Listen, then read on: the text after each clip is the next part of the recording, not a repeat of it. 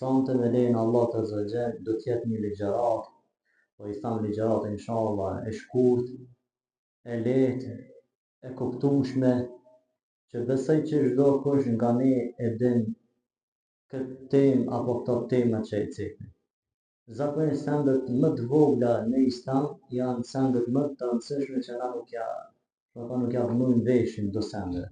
Mirë po që ata janë domethënë sendet më të vlefshme, të cilët e përbojnë adhurimin.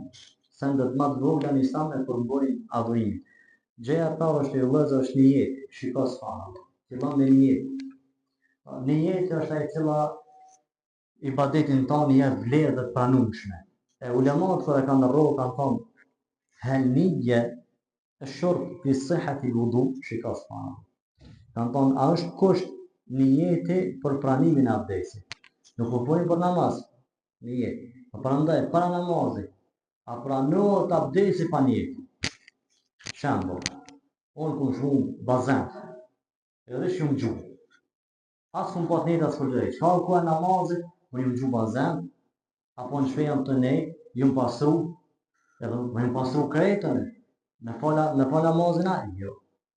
Por derisa e kite niyetin. E çështja e niyetit që po flasim na, nuk është niyeti shqiptimi me gjuhë.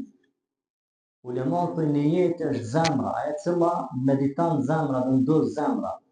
A thonë ti ki me marrë abdes, vendos zemra me marrë abdes për shkak për me fal një namaz. A thonë para abdesit, a është kusht niyeti që të pranohet abdesi a jo? Këto ulemat kanë thonë e nije shartu li sihhati al-ibada. Niyeti është kusht i këtij adhurimi edhe i adhurimeve tjera. Pa marrë parasysh. Për abdes, për namaz, për sende tjera, niyeti është kusht. Patjetër do të më qenë niyeti. Ulemat e kanë marrë argumentin ajetin kuranor. Argumenti është ky ajet. Wa ma umiru illa liya'budu Allaha mukhlisina lahu ad-din. Me vërtet Allahu i ka obligu njerëzit, krijesat, vetëm që ata të adhurojnë Zotin e tyre me sinqeritet, mukhlisine lehu, sinqeritet për Allah. Çfarë do të thonë kjo sinqeritet për Allah? Me qenë në vetën tane niyeti që të adhurohet Allahu Azza wa Jall. Ibadetet e Zotit dhe me qenë me niyet. Pastaj argumenti tjetër është innamal a'malu binniyat. Me të vërtet veprat shpërblehen dhe pranohen shkaku i niyetit, me niyet. Nuk ka shpërblim, nuk ka pranim, nuk ka vepër adhurim vetëm se me niyet. Çfarë argumente të forta. Interesant është në këtë çështje që Hanefit që na i ndëgjojmë zakonisht, jo niyeti do të më qenë. Ai kur tim para mos abdes, e bën ai të marr abdes, por në fakt që namaz janë, ai Abu Hanifja nuk e ka këtë mendim. Thotë nuk do të më qenë niyeti në ibadete. Çfarë kundërshtimi i madh është? Do të fshan veshin e Abu Hanifës. Ai Abu Hanifja çka thotë, nuk do të më qenë niyeti në adhurime. Subhanallah. I ka argumentet e veta kështu të mëra. A unë është e cekë si dobi në ata që na e ndëgjojnë dhe është quajtur në ata që dhe Hanefi. I realitet e Abu Hanifja nuk e saktesan as abdesin, as namazin të atë me niyet. S'ka nevojë të atë niyet në bo. Kundreshtim ata bin me Abu Hanife. Subhanallah. Mirë. Ulemat, si pas këtyre argumente që i ceka, thotë në qoftë se njeriu merr abdes dhe nuk ka bu niyet. Nuk ka bu niyet. Çka saktësohet abdesi i tij? Ka thonë lem yusih wudu. Nuk saktësohet abdesi i tij. Por derisa ta ka niyetin që ai ka marrë, domethënë ka marrë abdes me adhuru Allahun Azza wa Jall. Kjo është domethënë mësimi i parë, çështja e parë. Çështja e dytë ju vëllezër është, pastrimi i durve kur të zgjohesh nga xhumi. Për shembull, në kohën e namazit sabaj, mbani mend këto. Ta meselë shumë të thjeshta që na nuk janë vëmendje, ama është shumë e rëndësishme. Pastrimi i durve kur zgjohet njeriu nga xhumi. Është para abdesit. Para abdesit është sunet, mbani këto, mbani mend këto. Pastrimi i durve kur zgjohet njeriu nga xhumi, i pastru durët para abdesit. Jo në abdes, të marr abdes tërtibu, jo rënditët e abdesit që do të milo durët e gojën, jo. Para abdesit, veçantë kjo mesele. Milo durët është sunet njeriu kur zgjohet pi xhumi. Pse e kanë bërë sunet ulemat, nga se kanë argumente të forta dhe i ndjeshme inshallah argumentet, për të Imam Ahmedi ka thonë, Imam Ahmedi ka bërë të obligueshme. Ka thonë ai i cili çohet nga xhumi që para abdesit i pastron durët 3 herë. Ti pastron durët 3 herë e pastaj i kanë cek hadithin profetik. Thot pejgamberi sallallahu alaihi wasallam, "Idha istayqadu ahadukum min nawmihi fala yaghmis yadahu fil ina'i." Thot në qoftë se ndonjëri prej ju zgjohet nga xhumi, asesi mos t'i fut durët e tij minë por në abdes mi marr në anën e tij. Thot asesi mos i fut durët hatta yaghsalaha thalathan fa innahu la yadri ayna batat yaduhu. Thot përderisa ai t'i lan 3 herë durët me një anë tjetër, me një anë tjetër, se po kanë rujt ujin. Me një anë tjetër, thot se nuk e din ai gjatë xhumit ka i ka shti durët. Ndoshta e ka prej ka vreti, e me bu me qa do durët me shtim drejt, durët ku merr te abdes në anën e abdesit, e ki fliq ujin, s'ba me përdor aty. Subhanallah. Çka nxjerrni mësime për këtij hadithi.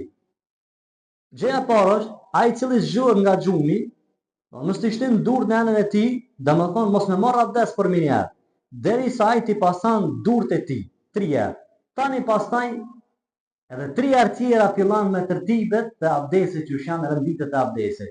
3 herë i lën durët çutna, mi po 3 herë mi lën durët jashtë abdesit. Kjo është vetëm sunet i profetit sallallahu alaihi wasallam. Pastaj futja e durëve në anën në një anë, me një herë domethënë në qoftë se e ka njeriu ruajtur për shembull e run ujin, verës nuk ka ujë dhe e çet për shembull me një kofe, e run ujin. Nuk ban për minë herë mi shtit durët në atë anë, në atë kofe, pse qyshtanë domethënë e fliq ujin për minë herë, edhe nuk lejohet pasaj që ti në marrë abdes me atë ujë, nga se shka thonë të nuk din se ku i ki futit durët. E ki për i organin, me që të du, da thonë përdor ujë, dhe ajo ujë është da thonë i përdorë, dhe nuk jo që të përdorë. Mësimi të që nëzirën për këti hadithit është, mirë, nëse ne nuk kemi enë, e kemi qeshme në qëtash, kemi qeshme në stop rjev, e qëtë ujë, pak sekonda, pak minuta, qëtë ujë, da thonë ujën tjetër, a do të me dhe pun minar abdes, apo do të 3 herë durët? Jo, në rinjallë sunetin e profetit, laj 3 herë durët. Bas 3 herë durët fillan me tërtibet e abdesit, pra 3 herë durët gojnë hunë në kështë në ra. Çështja tjetër që e mësojmë ju vëllezër është edhe kjo, el madmada wal istinshaqa. Futja e ujit në gojë dhe në hund. Futja e ujit në gojë duke bë gargar, me fut ujë në gojë në gargar, dhe nxerrja e ujit pasi njeriu e ngren me ujë edhe e nxjerr, kjo është obligim. Ulemat e kanë bërë të obligueshme. Pse? Allahu ka thonë në Kur'an: "Faghsilu wujuhakum wa idha kuntum ila as-salati", kur bëhet koha e namazit, hin koha e namazit. Allahu na obligon që në marrë abdes. E për nditeve të obligimeve, farzeve, ka ardhur edhe faghsilu wujuhakum, lani fytyrat e juaja. Fatashmilul madmada wal istinshaqa. Brenda fytyrës tonë çka kemi? Kemi gojën dhe hunën. E kjo është obligueshme që ti me përdor ujin, me bë gargara dhe me ngre ujin derisa djeg digje domethënë mranda në hunë e vrejnë domethënë që ki ngre ujin, dhe kjo është obligim dhe ajeti kuranor e cekon si argument. Abdullah ibn Zeid tregon thot për pejgamberin sallallahu alaihi wasallam thotë famadmada wa istanshara thalatha marrat min gharfatin wahidatin. Thotë pejgamberi sallallahu alaihi wasallam ishte që e futke gojë në ujin në gojë, bante gargara dhe e futke ujin në unë, edhe istanshara e ka ngrej ujin thotë. 3 herë ka vepru kështu me një grosht ujë. Qysh me një grosht ujë? E merr ujin, në qeshme, e merr ujin, edhe një pjesë është në gojës, një pjesë me unë. Pastaj me dorën e majt e qet. Kjo është e para. E dyta, një pjesë në gojë, një pjesë unë. Me dorën e majt e qet. I shkon unë. Edhe treta nën kështu, kjo është hadithi në kuptim që ka. Ibn Abbas i thotë për pejgamberin sallallahu alaihi wasallam, "Jama baina al-madmada wa istinshaq." Thotë pejgamberi ka bashkuar edhe futjen e ujit në gojë dhe në ngrerën e ujit me hund. I ka bashkuar pejgamberi ato që tregova unë para pak minuta në çastë, no? Kjo është prej sunet që tregon edhe Abdullah ibn Abbas. Çka ndodh nëse njeriu nuk i ban këto sende? Vesh ja ban gojën. As nuk e ngrej unin as kur gja heq, ata nuk ndërë që shtë sa për me thamë. Ulema thonë, jeptilu l'wudu men taraka al-istinshaq, thot ai cili e lën madmada istinshaq, ai cili e lën domethënë këtë pjesë të gojës dhe hunës, as nuk ma gargar, as nuk e ngrej unin me hunë, thot ju prishet abdesi, nuk ka abdes ai, nuk është quajtur domethënë abdes. Një hadith ka që pejgamberi sallallahu alaihi wasallam ka thonë baligh fil istinshaq illa an takuna sa'iman. Në kuptimin e këtij hadith është kështu, domethënë largohu nga futja e ujit në gojë dhe me ngrej ujin me hund në qoftë se je duke agjëru. Që kjo fjala baligh në gjuhën arabe nuk e ka për qëllim mu largu komplet. Jo, e ka për qëllim caktim, mas. Jo një mas shumë fort ti me fut në gojë dhe me bo gargara, edhe pse ja gjëru shumë. Se një herë, 2 herë, 3 herë me bo, me një mas shumë të madhe, me ujë shumë, me fut në gojë dhe unë me ngrej shumë, ku ka me shkuaja? Shkan në poshtë, në luks dhe prish agjerimin. Nuk e ka qëllim pejgamberi me lanë, domethënë, që ka thonë Imam Ahmedin e këto sende. Nuk e ka për qëllim pejgamberi me lanë këto, se kështu për obligime që Allah e ka cekë në Koran. Mirë po me paksu atë masën e ujit nësë me fut shumë në gojë apo në hunë me ngrejt. Më pasoj vëllezër, gjëja tjetër shumë është interesant dhe kja mesele kjo mësim. Gjëja tjetër, çka është gjykimi i larjes bjad alladhi bayna al-idhab.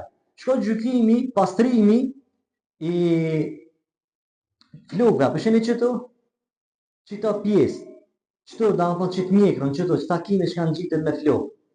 Në shko gjykimi për qëta, edhe që ka pjesa ofër gjveshit që është. Ofër veshit.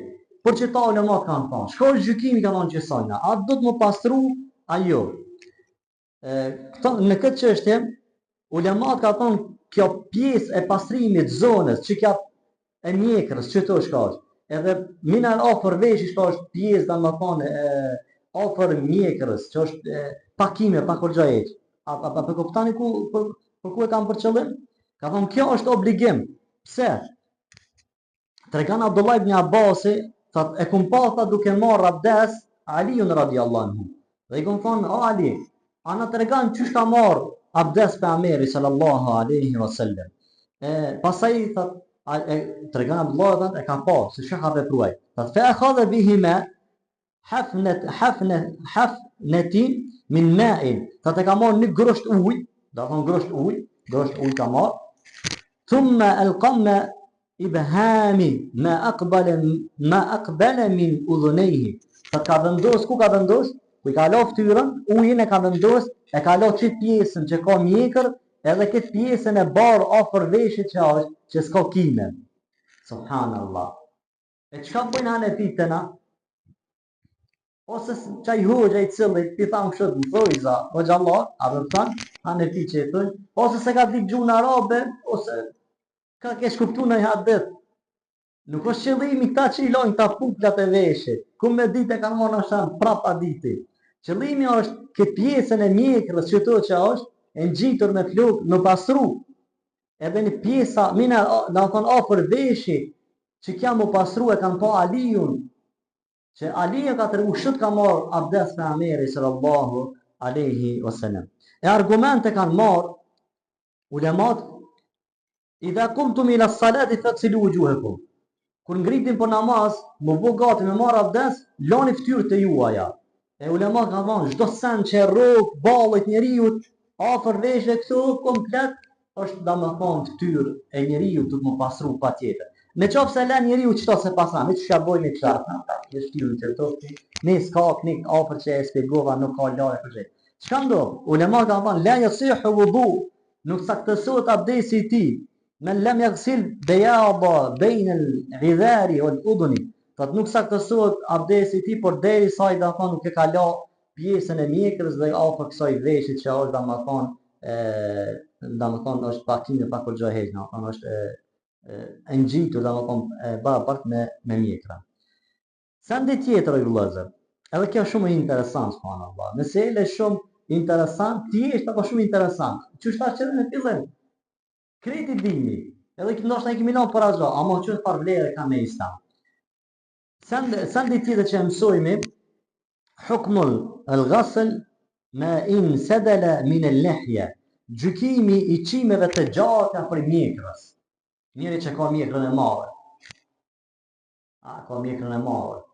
Shko gjykimi i këtyre. A do të me pastru mjekrën, a do të me prek mjekrën, apo s'ka nevojë qysh? Yajibu ghasl in dasala min al-lihya. Është obligueshme për ta që ai ta rrezikan mjekrën e tij, ta prej mesa, ta prek domethënë mjekrën e tij me ujë të lagër, qoftë edhe kimet e gata. E delil argumente keni faghsilu wujuhakum, ajetin kuranor, që Allah lani fytyrat e juaja. Mjekra për kaj den? A nuk është për ftyrës? është pjesë e ftyrës. A nëpse është mjekra e gati të me la pjesën e fundit mjekrës tanë. Me prek. Subhanallah. Pastaj, në qoftë se njeriu nuk e vepron këto, ulemat kanë thënë la yasihu wudu man lam yaghsil ma in dasala min al-lihya. Nuk saktësohet abdesi i tij përderisa ta prek edhe çimën më të vogël, domethënë më pjesës domethënë të mjekrës tij gjatë që e ka. Në këtë mesele lidhet edhe mesele tjera që i kanë rëndit ulemat. Është edhe kjo mesele. Futja e gishtave në mjekër. Kur do të fut gishtat në mjekër? Se ka transmetime. Dhe Amera ka pot mjekër të shkurta, mjekër të madh, e ka mbulu gjoksin e tij krejt në mjekër. E sahabët kanë transmetuar, kanë parë që ka fut gishtat e tij në mjekër. Me qëtë mesele, ju në rrok ulema ka thonë ka dal. Edhe kimën më të madhe që e kimë s'kejt do të me pasuti me prej. Edhe pasaj ka orë mesele tjera, në thonë që e për Ameri ka shti gishtat. Mirë, futja e gishtave në mjekër është në dy pjesë. Kur mjekra e lehje këthife, mjekra është e plotë. Këto pa tjetër do të shka do të me bumë, mi shti gishtat. Komplet, mi shti gishtat, mjekër. Subhanallah. Ku kemi argument? Uthmani shka të regan? Anë në bije kene ju khallidu lihjetihi. E ka pa Uthmani, këto në kumpatat për Ameri, i ka shti gishtat në mjekrën e ti. Ndërsa Anas ibn Maliku, i cili ka shërby për Ameri sallallahu alaihi wasallam me vite tëra, ka thonë fakhallala lihjetihi, këto në kumpat për Ameri sallallahu alaihi wasallam, ai i ka shti gishtat në mjekrën e ti. Mjekra e shkurt. A ka nevojë mi shtu, për shkak që kemi mjekra anë, vlla, që kemi mjekra. A ka nevojë mi shti gishtat? Jo, kanë thënë ulemat. Mjafton vetëm prekja, vahir e qartë e mjekrës. Jo mi shti gishtat. Çka thanë mesele? Për ata që kanë, çu rrugë mesela, çka thanë ulemat, çu kanë rrugë meselen? Për ata që kanë mjekrat e gata. Edhe kime më të madhe kime prek. Pastaj e kanë rrugë, pse kanë rrugë shoku i meseleve, piksa ne kanë dhënë fakt mesele, domethënë çështë të tjera që për Ameri pas ka shti gishtat në mjekrën e tij, pse ka mjekër e madh. Mjekra e shkurt nuk ka nevojë, ulema ka thënë vetëm ai që është e shpaqur, vahir, e qartë, mund të me prek mjekrën, për talon ty e prek mjekrën, mjafton nuk ka nevojë mi shti gishtat. Por mjekër të shkurt dhe për mjekër të gjatë nuk është kjo që e thanëm. Mesela e fundit o vëllezër, shumë interesant është. Shumë nga ne, ndoshta gabojmë çfarë. Me i la duart kur e cekmi që me i la dhe bryllat. Sen që na të marrë me abdes, kur vinë të bryllat, nuk ban me la bryllin dhe i qëto. Ti nuk i abdes, i shumë argumentet. Dhe i thojnë matë tim të gishtit ki me la ke komplet. Që kja quhet, kur ta lan da me ton bryllin, da me la bryllin filla prej dorës. Deri mbi brylla, shikon çfarë argumentet. Allah ka thonë, wa aydiyakum ila marafiqi. Dhe durët e juve deri ku mbi brylla.